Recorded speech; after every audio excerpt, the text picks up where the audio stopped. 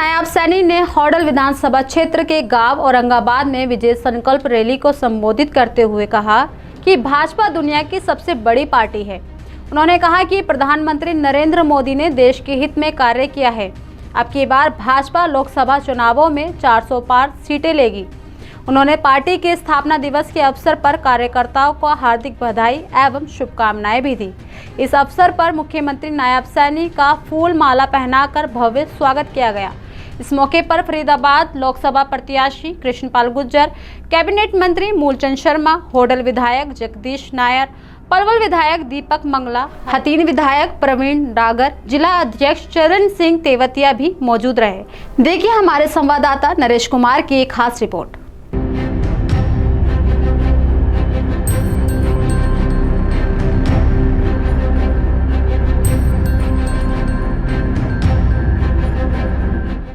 Party का स्थापना दिवस है।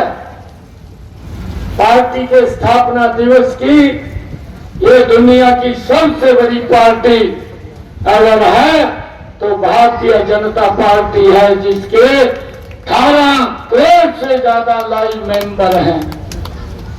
भाइयों, इसकी मैं आप सबको बहुत बहुत बधाई देता हूं। जब 6 अप्रैल 1980 को भारतीय जनता पार्टी की स्थापना श्रद्धेय अटल बिहारी वाजपेयी जी ने की थी, तब हमारे मात्र 2 सांसद आए थे। आज 2019 में इस देश में भारतीय जनता पार्टी को लगातार बढ़ा करके सांसद देने का काम किया और 2019 के अंदर 303 सांसद भारतीय जनता पार्टी को इस देश ने दिए हैं। भाइयों, आज ये पार्टी के स्थापना दिवस के अवसर के ऊपर एक संकल्प हम सब ने लेना है, और ये संकल्प है जो देश ले रहा है, जो देश बोल रहा है कि अब की बार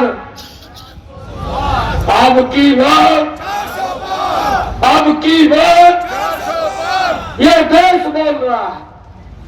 देश तो बोल ही रहा है, परंतु कांग्रेस का राष्ट्रीय अध्यक्ष भी बोल रहा है कि अब की बार ये बात वो लोग भी बोल रहे हैं। 400 पार सीटें 2024 4 जून को जब रिजल्ट आएगा तो दोपहर के 2 बजे ये देश 400 पार सीटें दे करके नरेंद्र मोदी जी को तीसरी बार प्रधानमंत्री बनाने का काम करेगा।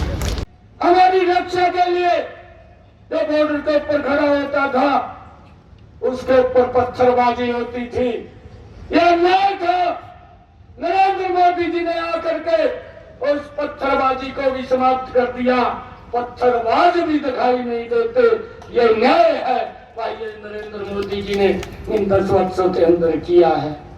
मुझे खुशी है आदरणीय प्रधानमंत्री जी ने, ये लोग बोलते हैं किसान की हालत खराब है, भाइयों उसकी मजबूती के लिए एक भी कोई कदम अगर कांग्रेस ने उठाया हो, भाइयों वो स्वार्थ नहीं करे, वो बताए, देश के किसान को बताए कि हमने उनकी मजबूती में ये काम किया है।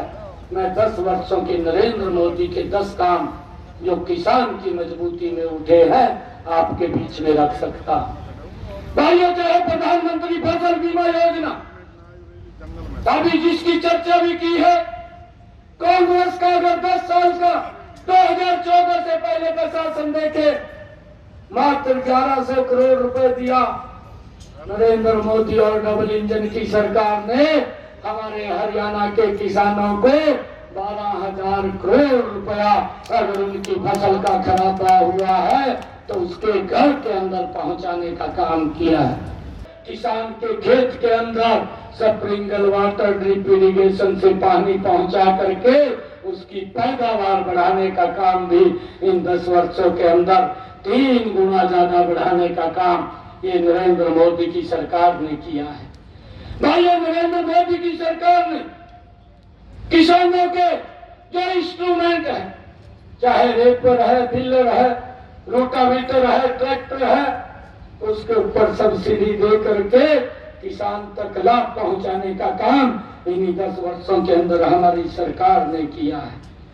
चाहे गरीब व्यक्ति को, मैं तो देखता था एक दिन राहुल गांधी दिल्ली के अंदर बैठ करके उसको कोई पर्ची दे देता है लिख करके, वो बेचारा बोल देता है पढ़ करके, प्रेस के अंदर बोला कि नरेंद्र मोदी कोई काम नहीं कर रहा देश के लिए।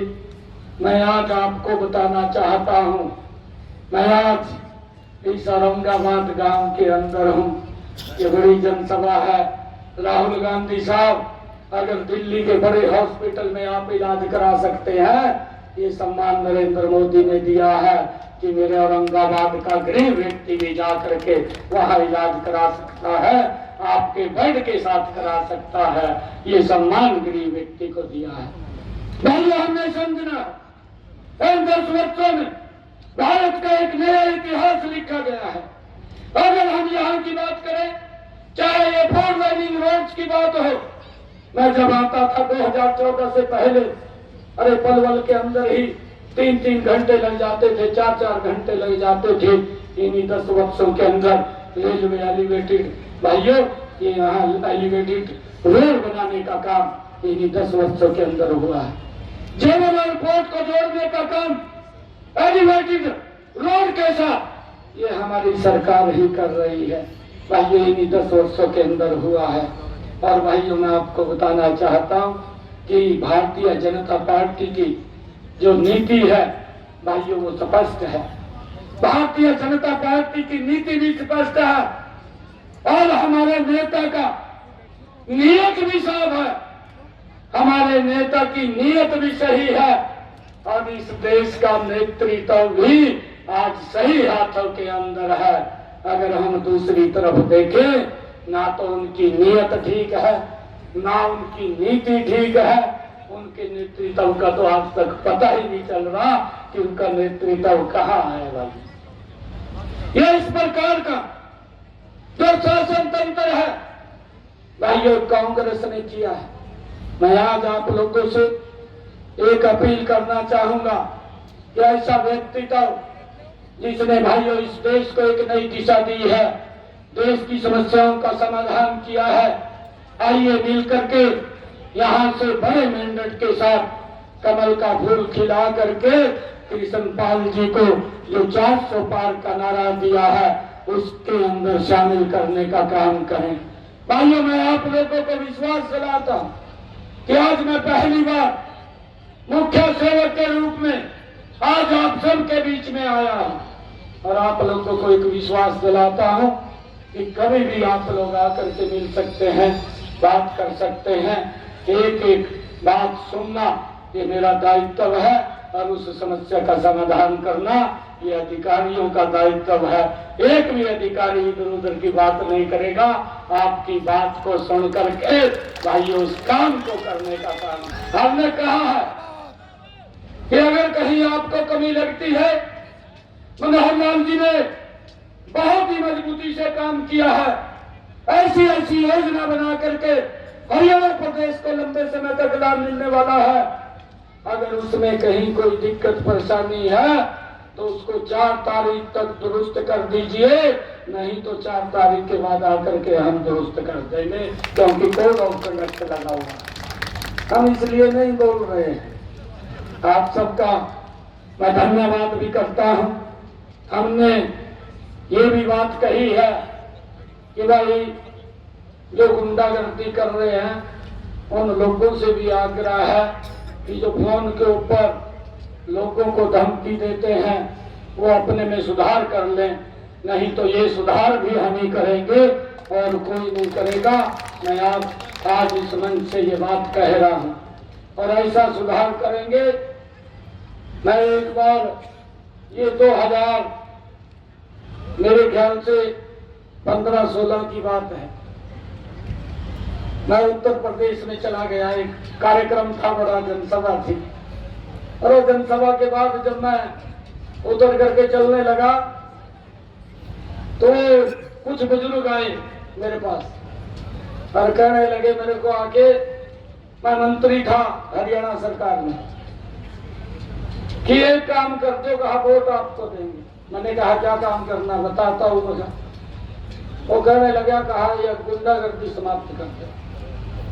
मैंने कहा आप कमल के फूल को वोट दो, गुंडागर्दी को समाप्त कर देंगे।